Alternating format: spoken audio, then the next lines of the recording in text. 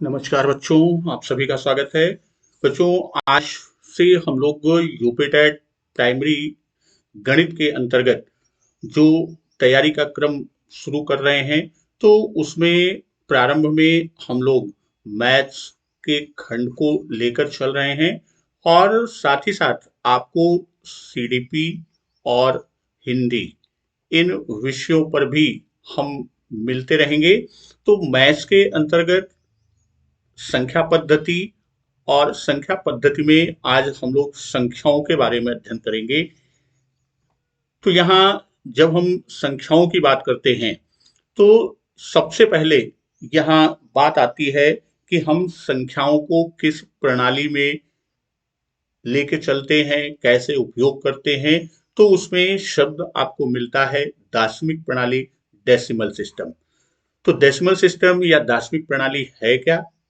तो दैनिक कार्यों में जिस संख्या पद्धति का प्रयोग होता है उसे लिखने के लिए हम 0 से लेकर 9 अंकों का प्रयोग करते हैं।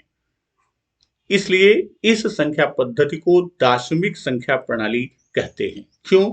क्योंकि यहाँ पर जो हम 0 से 9 की बात कर रहे हैं, तो देखिए 1, 2, 3, 4, 5, 6, 7, 8, 9 और 10, यानी यहाँ 10 अंकों का हम प्रयोग कर रहे हैं। तो इसलिए इस पद्धति को हम क्या कहते हैं? इस पद्धति को हम दार्शनिक प्रणाली कहते हैं और इसी दार्शनिक प्रणाली पर हम पूरा गणितीय अध्ययन आधारित रखते हैं। इसी को हिंदू अरेबिक प्रणाली भी कहते हैं। कभी कभी ये भी प्रश्न पूछ लेता है कि दार्शनिक प्रणाली को किस अन्य नाम से भी हम जानते हैं, तो उसी को हम क्या कहते हैं? हिंदू अरेबिक प्रणाली। यहाँ दार्शनिक प्रणाली में कोई भी संख्या हम लेते हैं, किसी भी प्रकार, बड़ी से बड़ी या छोटी से छोटी, हम कोई भी, चाहे वो बड़ी से बड़ी संख्या आप लें और चाहे आप छोटी संख्या लें, तो वहां आप देखेंगे जो संख्याओं का प्रयोग है। जैसे मान लीजिए यहाँ आप लाख तक की संख्या का प्रयोग कर रहे हैं कि 5,43,176, ये हमने संख्या ली। तो अब इसी को अगर हम ये कह दें कि इन्हीं संख्याओं को और हम बड़ा कर दें, तो ये कर दें 95,43,176।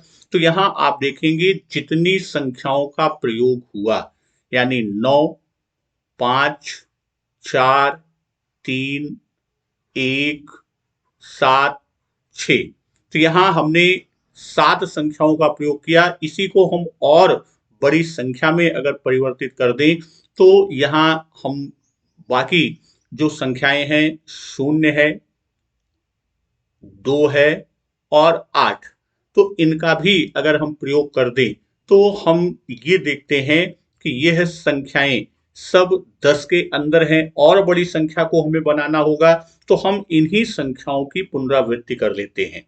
तो यहाँ जितनी बड़ी से बड़ी संख्या हम खरब की संख्या भी लिखेंगे, तो उसमें इन्हीं 10 अंकों का प्रयोग करेंगे जो दार्शनिक प्रणाली। छोटी संख्या मान लीजिए आप 76 लिखते हैं, तो इसमें 7 और 6 जो आपकी इसी 10 अंकों के बीच की संख्या है। तो अब बात करते हैं दार्शनिक प्रणाली की विशेषताएं क्या है। इसमें जो प्रमुख विशेषताएं हैं, संख्याओं को लिखने के लिए 10 प्रतीकों का प्रयोग होता है। जैसा अभी पहले बात किया कि 0, 1, 2, 3, 4, 5, 6, 7, 8 और 9, यही 10 प्रतीक हैं। इनसे हम संख्याओं को लिखते हैं, यानी इन्हीं 10 प्रतीकों के माध्यम से संख्याओं का निर्माण करते हैं। इसमें संख्याओं को लिखने के लिए दाईं से बाईं ओर क्रमशः इकाई, दहाई, सैकड़ा, हजार, 10,000, लाख आदि स्थान पर हम चलते चलते हैं। जैसे यहाँ इसका कहना है कि हम दाहिनी तरफ, हमारा दाहिनी तरफ जो ये आपका दायां भाग है और इधर आपका बायां भाग है, तो हम चलते किधर से हैं? हम दाएं से बाएं की ओर चलते हैं। और क्रमशः जब हम दाहिनी तरफ से शुरू करते हैं, तो सबसे पहले हम इकाई लिखते हैं, उसके बाद हम दहाई लिखते हैं, फिर हम सैकड़ा, हजार, 10,000, लाख, 10 लाख, इस तरह हम इस क्रम में आगे बढ़ते चलते हैं, यानी बाएं से दाईं ओर। और इनमें प्रत्येक इकाई जो भी हमारी यूनिट्स हैं, तो इकाई से जब हम चलते हैं, यहाँ इकाई से आगे की ओर जब हम बढ़ते हैं, तो प्रत्येक इकाई में बाईं ओर से जितना आगे बढ़ते जाएंगे, उतना ही अंकों के मान में 10 गुना वृद्धि होती जाती है।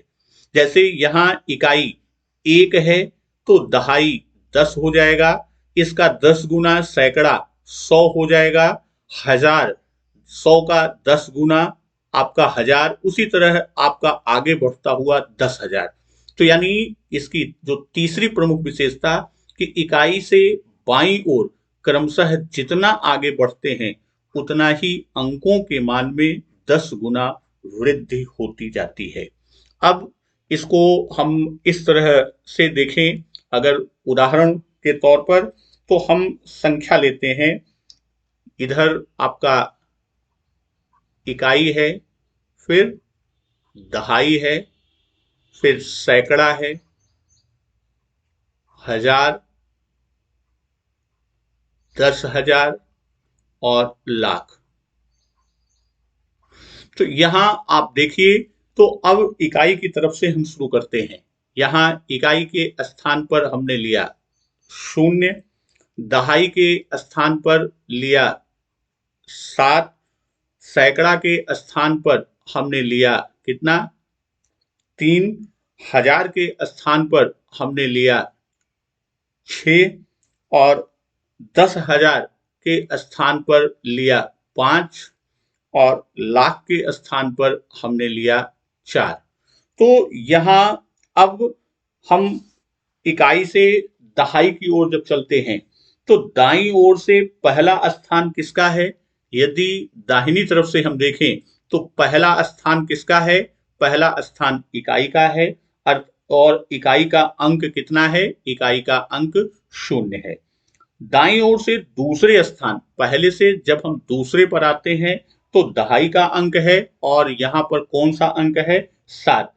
तीसरा स्थान सैकड़े का है, और उस पर कौन सा अंक है? 3। तो अब जितना हम आगे बढ़ते जाते हैं, जैसे इकाई का मान यहाँ अंक 0 है, तो इसका मान कितना होगा? इसका मान 0, क्योंकि 0 में किसी से भी गुणा करेंगे मान 0। दहाई है, तो अब दहाई पर अंक 7 है, तो इसका मान कितना हो जाएगा? 7 गुणे 10 बराबर 70। यानी इस संख्या में 7 जो दहाई के स्थान पर है, उसका मान कितना हो गया? 70। अब ये आपका सैकड़ा है, तो सैकड़े पर कितना है? 3, तो ये 10, और फिर यहां से आए 10, तो यानी इसके मान में गुणे 10 गुणे 10, अर्थात इसका मान कितना हो गया? इसका मान हो गया 300। उसी तरह हजार पर आप आएंगे, तो इसमें गुणा कर देंगे 6 गुणे 1000। 10,000 पर आएंगे, तो ये 5 गुणे आपका 10,000 हो जाएगा। लाख है, तो इसके स्थान पर हम लाख से गुणा कर देते हैं। तो यहां यही चीज कि जितना हम इकाई से, यानी दाईं तरफ से बाईं तरफ की ओर चलेंगे, तो मान में यहां इकाई दहाई के तरफ चलते हैं, तो यह क्या हो जाएगा? 10 गुणे इकाई। यहां पर क्या हो जाएगा? 10 गुणे दहाई। यहां पर 10 गुणे सैकड़ा। इसी तरह 10-10 का मान क्या होता है? बढ़ता जाता है। उसके बाद अब यही जब हम अंकों के मान की बात किया, अभी यहां पर अंकों के मान, तो अब आप देखेंगे अंकों के मान में 2 चीजें आपके सामने हैं। कौन कौन सी?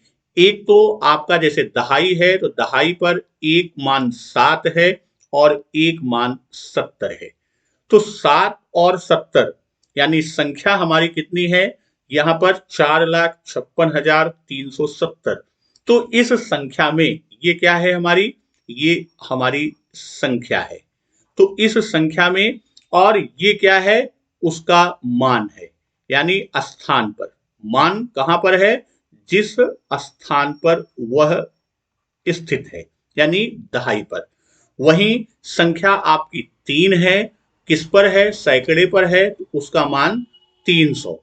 तो यहां दो, एक मान ये और एक मान ये। इसी पर हम बात करेंगे कि अंकों के मान। तो यहां अंकों के दो तरह के मान आपको मिलते हैं। तो दो मान की जब हम बात करते हैं, यानी किसी भी संख्या में प्रयुक्त अंक, किसी भी संख्या में प्रयुक्त प्रत्येक अंक के दो मान होते हैं। एक मान आपका वास्तविक मान होता है और दूसरा स्थानीय मान। तो यहां जब हम वास्तविक मान की बात करते हैं, जो वास्तविक मान है, इसी वास्तविक मान को ही हम अंकित मान या शुद्ध मान या जातीय मान के नाम से भी जानते हैं। इसी वास्तविक नाम को हम विभिन्न नामों से जानते हैं। इसी को हम अंकित मान या जातीय मान या शुद्ध मान, इन नामों से भी हम इनको जानते हैं, किसे, वास्तविक मान को। तो जो कभी नहीं बदलता, यानी वास्तविक मान कभी भी परिवर्तित नहीं होता। किसी भी संख्या का वास्तविक मान हमेशा स्थिर होता है। इसी को जातीय, अंकित या शुद्ध मान भी कहा जाता है। जैसे संख्या हमने लिया कि 4,56,730। अब यहां पर हम ये बात करें कि 7 का जातीय मान। तो जातीय मान, जैसा अभी हमने बताया, यह कभी नहीं बदलता, और वास्तविक मान क्या होता है, हमेशा स्थिर होता है। तो हम यहां पर 7 का जातीय मान की जब हम बात करेंगे, तो इसके मान में, यानी इसका अपना स्वयं का मान, तो 7 का स्वयं का मान कितना होगा, वह भी 7 ही होगा। यही 5 का हम जातीय मान की बात करें, तो 5 का अपना स्वयं का मान, अर्थात उसका शुद्ध मान या अंकित मान, तो वह कितना होगा, उसका मान भी 5 ही होगा। वहीं जब हम बात करते हैं किसकी, स्थानीय मान की, तो किसी अंक का वह मान जो उनके स्थान विशेष के कारण होता है, वह स्थानीय मान कहलाता है। तो स्थानीय मान की हम बात करते हैं। जैसे संख्या कोई एक आप ले लीजिए, हम ले लिए कि 8,768। हमने एक संख्या लिया, कौन सी, 8,768। तो अब यहां पर एक 8 का स्थानीय मान यहां पर है, स्थान विशेष, और एक यहां पर। अगर इसमें हम कह दें कि में 8 का स्थानीय मान क्या होगा, तो अब यहां पर 8 दो जगह पर है। एक आपका यहां स्थान विशेष है और एक स्थान विशेष यहां है। तो यहां ये किस स्थान पर है, यह इकाई के स्थान पर है, और यह किसके स्थान पर है, आप दाहिनी तरफ से आगे बढ़ेंगे तो क्रमशः आपका इकाई, दहाई, सैकड़ा और हजार। तो यह किस पर है, यह हजार विशेष स्थान पर 8 को रखा गया। तो इन दोनों के स्थानीय मान हम इस तरह से कि 8 है, इकाई का मान कितना होता है, इकाई का मान 1 होता है, और 1000 का मान जो है वो 1000 है। तो इसका मान कितना हो जाएगा, 8 गुणे 1000, अर्थात ये कितना हो गया, इस 8 का मान स्थान विशेष पर 8000 है, और इकाई के स्थान पर 8 है, तो ये 8 गुणे 1 बराबर 8, यानी इकाई के स्थान पर जो 8 है इसका मान 8 होगा, और 1000 स्थान विशेष पर जो 8 है उसका मान 8000। तो इस प्रकार हम कह सकते हैं कि संख्या में एक से अधिक बार आए अंक का वास्तविक मान तो समान होगा, लेकिन स्थानीय मान उसके स्थान विशेष पर होने के कारण स्थानीय मान भिन्न भिन्न होंगे। तो ये आपके अंकों के मान में एक जाति, जिसे अंकित, शुद्ध या वास्तविक मान भी कहते हैं, और दूसरा स्थानीय मान, जो स्थान विशेष पर होने के कारण उसका मान होगा, वह स्थानीय मान कहा जाएगा। अब हम विभिन्न संख्याओं के बारे में बात कर लेते हैं कि जो हमारी संख्याएं हैं। तो यहाँ पर संख्याओं के प्रकार में सबसे पहले धन पूर्णांक। तो प्राकृत संख्याएं या प्राकृतिक संख्याएं धन पूर्णांक कहलाती हैं। जैसे 1, 2, 3, 4 से लेकर अनंत तक, और इनका प्रतीक i प्लस या n से हम डिनोट करते हैं। कई किताबों में इसे z प्लस से भी डिनोट करते हैं, इस संकेत से भी चिन्हित करते हैं। तो यहाँ अब ये एक प्रश्न है कि प्राकृतिक संख्या या प्राकृत संख्याओं में सबसे छोटी संख्या, इसकी सबसे छोटी संख्या कौन सी है? वह 1 है। और सबसे बड़ी संख्या हम बता नहीं सकते, वह क्या है? वह अनंत तक जाती है। तो इसमें अभी आगे हम चर्चा करेंगे कि पूर्व संख्या और पूर्ववर्ती और उत्तरवर्ती संख्या। तो सब एक की कोई पूर्ववर्ती नहीं, क्योंकि यह सबसे छोटी, और जितनी संख्याएं हैं उसके आगे उत्तरवर्ती संख्या मिलती जाती है, इसलिए सबसे बड़ी प्राकृत या प्राकृतिक संख्या हम परिभाषित नहीं कर सकते। दूसरा है हमारा पूर्ण संख्याएं। जब हम शून्य को धन पूर्णांक के साथ मिला देते हैं तो वह संख्याएं पूर्ण संख्याएं कहलाती हैं। अर्थात हम कह सकते हैं कि शून्य धन कौन सी संख्या, उसी को हम कहें प्राकृत संख्या या धन पूर्णांक। अगर शून्य के साथ हम प्राकृत संख्या को भी लगा लेते हैं तो वह हमारा पूर्ण संख्या हो जाती है। जैसे शून्य से लेकर 1, 2, 3, 4 से होते हुए अनंत तक, यह हमारी क्या है? ये हमारी पूर्ण संख्याएं हैं। वहीं ऋण पूर्णांक की हम बात करते हैं तो ऋणात्मक पूर्णांक को ऋण पूर्णांक कहा जाता है। जो ऋणात्मक पूर्णांक होते हैं उन्हीं को हम ऋण पूर्णांक संख्याएं कहते हैं। ऋण चिन्ह युक्त वाली जितनी प्राकृतिक संख्याएं होंगी, कौन सी? ऋण चिन्ह वाली जितनी प्राकृतिक संख्याएं हैं, ऋण चिन्ह युक्त प्राकृतिक संख्याएं जो होती हैं, उन प्राकृतिक संख्याओं को ही हम क्या कहते हैं? उन्हीं को ऋण पूर्णांक कहते हैं। तो यहाँ हम इन्हें i माइनस या कहीं कहीं z माइनस से भी डिनोट करते हैं। यहाँ सबसे छोटी संख्या ये क्या है? यह सबसे छोटी अनंत की बात हम करते हैं, माइनस इन्फिनिटी की बात हम करते हैं। और ऋण पूर्णांक की सबसे बड़ी संख्या ऋण 1, यह क्या है? यह सबसे बड़ी किसमें है? ऋण पूर्णांक के अंतर्गत। फिर बात आती है अगली संख्या कौन सी है? पूर्णांक संख्या। तो पूर्णांक की जब हम बात करते हैं तो पूर्णांक संख्याएं, तो इसमें पूर्णांक संख्या में हमारा ऋण पूर्णांक के साथ हम क्या करते हैं? शून्य को जोड़ देते हैं और प्लस धन पूर्णांक। तो यह हमारा तीनों का जो योग है, इन तीनों का योग यानी ऋण पूर्णांक, शून्य और धन पूर्णांक का जो मिश्रण है, का समूह है, वह पूर्णांक कहलाता है। तो वही चीज यहाँ लिखा है कि ऋण पूर्णांकों, शून्य और धन पूर्णांकों का समूह पूर्णांक कहलाता है, और इनका संकेत i अथवा z से डिनोट किया जाता है, से चिन्हित किया जाता है।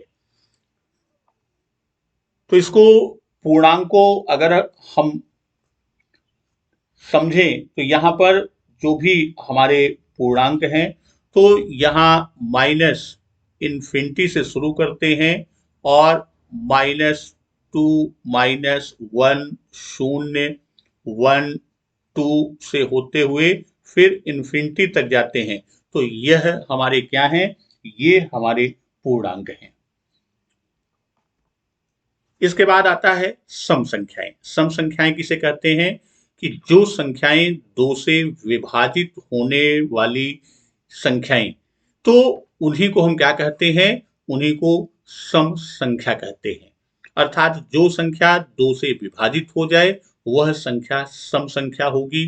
जैसे 2 4 6, आगे हम बढ़ते जाएंगे 8 10 12 से लेकर अनंत तक, ये हमारी क्या है? ये हमारी सम संख्याएं। तो वे संख्या जो 2 से पूर्णतः विभाजित हो, और यह दो प्रकार की होती है। सम संख्या दो प्रकार की। कौन कौन सी? एक धन सम संख्या, एक आपकी होती है कौन सी? धन सम संख्या, और दूसरी होती है ऋण सम संख्या। तो धन सम संख्या में जो धनात्मक पूर्णांक के खंड हैं, जैसे यहां हम सम धन की बात करेंगे तो 2 4 6 8 ये हमारे हैं। और जब हम नेगेटिव इवन नंबर्स की बात करेंगे या ऋण सम संख्या की बात करेंगे, तो इसमें आएगा -2 -4 -6। इस तरह से ये हमारा सम संख्या के भेद में धन और ऋण सम संख्या होती है। फिर हम बात करते हैं किसकी? विषम संख्या। तो विषम संख्या क्या है? जो संख्याएं 2 से विभाजित नहीं हो पाती, उन्हें हम क्या कहते हैं? उन्हें हम विषम संख्या कहते हैं। तो विषम संख्याएं 2 से पूर्णतः विभाजित नहीं हो पाएंगी, तो इसमें भी आपके दो भेद होते हैं। एक आपका धन विषम संख्या, इसमें भी एक धन विषम संख्या, और दूसरा आपका होगा ऋण विषम संख्या। धन और ऋण विषम संख्या। तो यहां जब हम धन विषम संख्या की बात करेंगे तो 1 3 5 इस तरह से, और ऋण विषम संख्या की बात करेंगे तो ऋण 1 ऋण 3 ऋण 5। तो ये आपकी क्या होंगी? ये हमारी विषम संख्या में होंगी। और सामान्य रूप में जो संख्या 2 से विभाजित नहीं हो पाती उन्हें हम विषम संख्या कहते हैं। भाज्य संख्याएं की बात हम करते हैं। तो भाज्य संख्याएं जो संख्याएं स्वयं और एक के अतिरिक्त अन्य किसी संख्या से भी विभाजित हो जाती है, उन्हें हम भाज्य संख्याएं कहते हैं। अर्थात स्वयं और एक के अतिरिक्त अन्य किसी भी संख्या से जो विभाजित हो जाता है उसे हम क्या कहते हैं? उसे भाज्य संख्याएं कहते हैं। इन्हें संयुक्त संख्याएं भी कहते हैं। भाज्य संख्याओं को ही हम क्या कहते हैं? इन्हें संयुक्त संख्याएं भी कहते हैं। जैसे आपका दिया है 4 6 8 9 12 10, तो ये सभी क्या है? यह सभी भाज्य संख्याएं हैं। और यहां पर संख्याओं में जब हम बात करते हैं कि इन संख्याओं को, तो ये स्वयं तथा एक के अतिरिक्त संख्याओं से भी पूर्णतः विभाजित होती है। तो भाज्य संख्या के लिए यह आवश्यक है कि वे कम से कम 3 संख्याओं से अवश्य विभाजित हों। ये भाज्य संख्याएं चूंकि एक के साथ और स्वयं के साथ और एक अन्य के साथ, यानी यहां पर यह क्या है कि यह 3 संख्याओं से विभाजित हो रही हैं, एक से, स्वयं से और अन्य से। अर्थात यह भाज्य संख्याएं कम से कम 3 संख्याओं से विभाजित होती हैं। कम से कम 3 संख्या से विभाजित होती हैं। इसलिए इन्हें क्या कहते हैं? इन्हें यौगिक संख्याएं भी कहते हैं। इसीलिए इन्हें क्या कहते हैं? इन्हें यौगिक संख्याएं भी कहते हैं। अब बात करते हैं किसकी, अगली संख्या के प्रकार में, अभाज्य संख्या। तो अभाज्य संख्या की जब बात करते हैं तो ये वे धन संख्याएं जो स्वयं एक के अलावा किसी अन्य से विभाजित नहीं हो पाती। जो संख्या क्या होती है, स्वयं और एक के अतिरिक्त अन्य किसी भी संख्या से विभाजित नहीं हो पाती, उन्हें हम अभाज्य संख्याएं कहते हैं। उन्हें क्या कहते हैं, उन्हें हम अभाज्य संख्याएं कहते हैं, जैसे 2, 3, 5, 7, 11 आदि। तो अभाज्य संख्याओं के लिए आवश्यक है कि यह केवल, जो अभाज्य संख्या होती है, यह केवल दो, कौन कौन सी, केवल दो संख्याओं से विभाजित होती है। कौन सी, एक और स्वयं। केवल दो, किससे किससे, एक और स्वयं से ही विभाजित होती है। तो यहां हम देखते हैं कि केवल दो संख्याओं से विभाजित होती है, और दो एक ऐसी अभाज्य संख्या है। कौन सी संख्या, दो। यह संख्या एक ऐसी अभाज्य संख्या, दो एक ऐसी अभाज्य संख्या है जो सम है, और यह सबसे छोटी अभाज्य संख्या भी है। दो क्या है, सबसे छोटी अभाज्य संख्या, यह सबसे छोटी अभाज्य संख्या भी है। और संख्या एक केवल स्वयं से विभाजित होती है, अतः यह न तो भाज्य है और न ही अभाज्य है। अगर हम बात करते हैं किसकी, हम एक की बात करते हैं, तो एक को देखा जाए तो केवल स्वयं से विभाजित होती है। यह स्वयं से ही विभाजित होती है, स्वयं से ही विभाजित है, इसलिए इसको हम क्या कहते हैं, यह न तो सम है, सॉरी, न तो भाज्य है और न ही अभाज्य। एक को न भाज्य और न ही अभाज्य संख्या। तो ये भी प्रश्न कई बार पूछा गया है कि वह संख्या बताइए जो न भाज्य है और न अभाज्य है, तो वह संख्या कौन सी है, वह संख्या एक है। अब सह अभाज्य संख्याएं किसे कहते हैं, संख्याओं का वह युग्म, यहां ये ध्यान रखिएगा, वह युग्म जिनमें एक के अतिरिक्त कोई अन्य उभयनिष्ठ गुणनखंड न हो। अर्थात जब हम गुणनखंड करेंगे तो उसमें एक के अतिरिक्त कोई और दूसरा गुणनखंड न हो। तो सह अभाज्य में कि संख्याओं के ऐसे जोड़े, इसको हम इस तरह से समझ सकते हैं कि संख्याओं के ऐसे जोड़े, संख्याओं के ऐसे जोड़े जिसमें एक के अतिरिक्त कोई अन्य गुणनखंड उपस्थित ना हो, तो ऐसे जोड़े कि दो संख्याएं परस्पर अभाज्य संख्याएं या सह अभाज्य संख्याएं कहलाएंगी। जैसे उदाहरण दिया गया है 2 और 5, 3, 7, 5, 7, 8, 11। तो यहां सब में आप देखेंगे तो इसी तरह का उदाहरण आप और भी ले सकते हैं कि 16, 25 है। तो इसी चीज को हम दूसरे रूप में भी समझ सकते हैं, कैसे कि सह अभाज्य संख्याएं संख्याओं का वह समूह है। यह क्या है, यह संख्याओं का वह समूह है या जोड़ा है जिसमें महत्तम समापवर्त की बात हम करते हैं, मासा की बात करते हैं, तो जो मासा होता है वह हमेशा एक होगा, यानी जिनका मासा क्या होगा, हमेशा एक होगा। इस तरह से भी हम इसको परिभाषित कर सकते हैं कि ऐसे संख्याओं के जोड़े या ऐसे संख्याओं का समूह जिसका मासा 1 होता है, सह अभाज्य संख्या होने के लिए कम से कम 2 संख्याओं का होना अति आवश्यक है। समूह की संख्याएं भाज्य या अभाज्य दोनों तरह की हो सकती हैं। भाज्य भी हो सकती है और अभाज्य, यानी जोड़े में दोनों प्रकार की संख्या हो सकती है।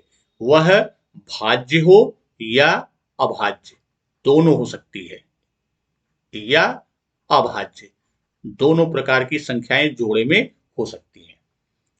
संख्याओं के अगला प्रकार बहुत ही महत्वपूर्ण, इस पर अभी पूरा एक चैप्टर ही चलेगा, परिमेय संख्याएं।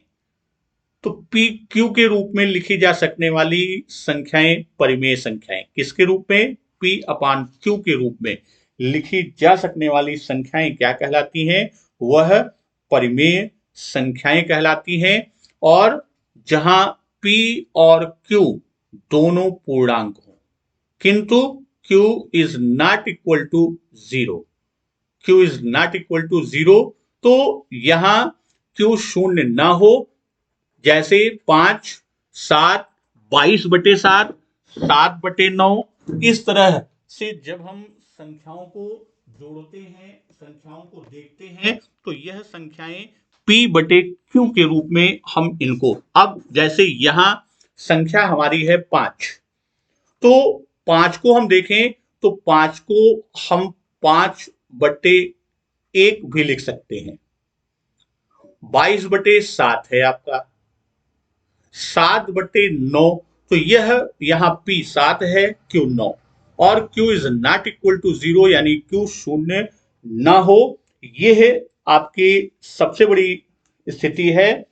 तो जब हम परिमेय संख्याओं की बात करते हैं तो सभी धन, ऋण, शून्य, सम, विषम, भाज्य, अभाज्य और क्रमागत आदि पूर्ण संख्याएं परिमेय संख्या होती है।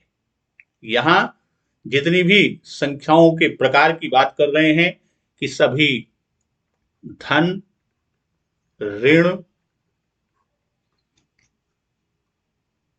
शून्य, सम, विषम, भाज्य, अभाज्य और क्रमागत, यह सभी संख्याएं क्या हैं? यह सभी संख्याएं परिमेय संख्याएं हैं। ये परिमेय संख्या होती है क्योंकि हर स्थान पर 1 लिख देने पर, जैसे हमने उदाहरण दिया 5 है, तो 5/1 कर देते हैं, तो वो P/Q के रूप में परिवर्तित होती है। और एक परिमेय संख्या को अनंत रूपों में हम लिख सकते हैं। परिमेय संख्याएं जो हैं, किसी एक परिमेय संख्या को हम किसी भी अनंत रूप में लिख सकते हैं, तो अनंत रूपों में लिखी गई प्रत्येक परिमेय संख्या का मान क्या होगा? वह समान होगा। जैसे हम बात करते हैं कि संख्या 1/2 हमारी परिमेय संख्या है। अब 1/2 को हम 2/4 लिख दें, इसी को 6/8 लिख दें, इसी को आप 4/8 भी लिख सकते, सॉरी, ये आपका 6/12, ये आपका क्या हो जाएगा? 6/12 हो जाएगा।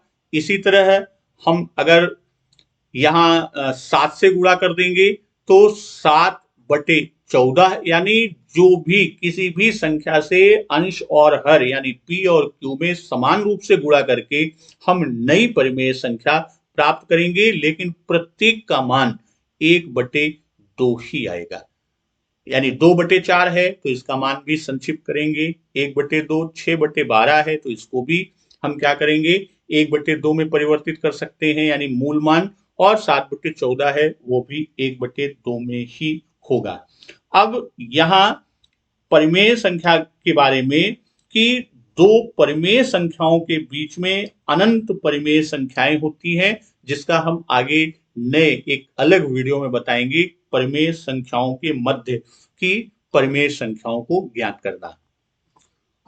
आता है अपरिमेय संख्या, इरेशनल नंबर की हम बात करते हैं तो अपरिमेय संख्या P अपान Q के रूप में न लिखा जा सके, यानी जिन संख्याओं को P अपान Q के रूप में न लिखा जा सके उन्हें परिमेय अपरिमेय संख्या कहते हैं।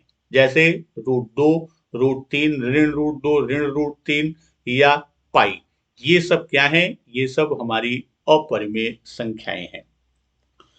तो यहाँ P और Q धन पूर्णांक हो और Q शून्य ना हो तो अपरिमेय संख्या को न तो सीमित दशमलव और न आवर्त दशमलव के रूप में लिखा जा सकता है। किसी भी धन पूर्णांक संख्या जो पूर्ण वर्ग ना हो का वर्गमूल अपरिमेय संख्या होगी, जिसे हम करनी के रूप में व्यक्त करते हैं, जैसे √2, √3। यह संख्या जिसका मूल ज्ञात करना है वह क्या होगी? यानी किसी भी धन पूर्णांक जो पूर्ण वर्ग ना हो और उसका वर्गमूल ज्ञात करते हैं, जैसे 2 पूर्ण वर्ग नहीं है, 3 पूर्ण वर्ग नहीं और इसका वर्गमूल ज्ञात करेंगे तो यह अपरिमेय संख्या होगी, क्योंकि उसमें न तो सीमित दशमलव और न आवर्त दशमलव। जैसे यहाँ पाई की बात हम करते हैं तो पाई का जब आप मान निकालते हैं तो उसका मान असीमित दशमलव तक आएगा, तो 3.14159 ये आपका बढ़ता जाएगा। तो यह पाई क्या है? यह एक आपकी अपरिमेय संख्या। और अंत में वास्तविक संख्याओं में, तो वास्तविक संख्या की जब हम बात करते हैं तो परिमेय तथा अपरिमेय संख्याएं सम्मिलित रूप से वास्तविक संख्याएं कहलाती हैं। अर्थात रेशनल और इरेशनल नंबर्स का जो कंबाइंड शिप है, कंबाइंड ग्रुप है, उसी को हम क्या कहते हैं? उसी को वास्तविक या रियल नंबर्स कहते हैं। तो सभी परिमेय और सभी अपरिमेय संख्याएं वास्तविक संख्याएं कहलाती हैं। तो ये संख्याओं के प्रकार की बात रही। अब फिर इन्हीं संख्याओं से संबंधित विभिन्न खंडों को लेकर हम आगे के खंड में चलेंगे। तब तक धन्यवाद। वंदे मातरम।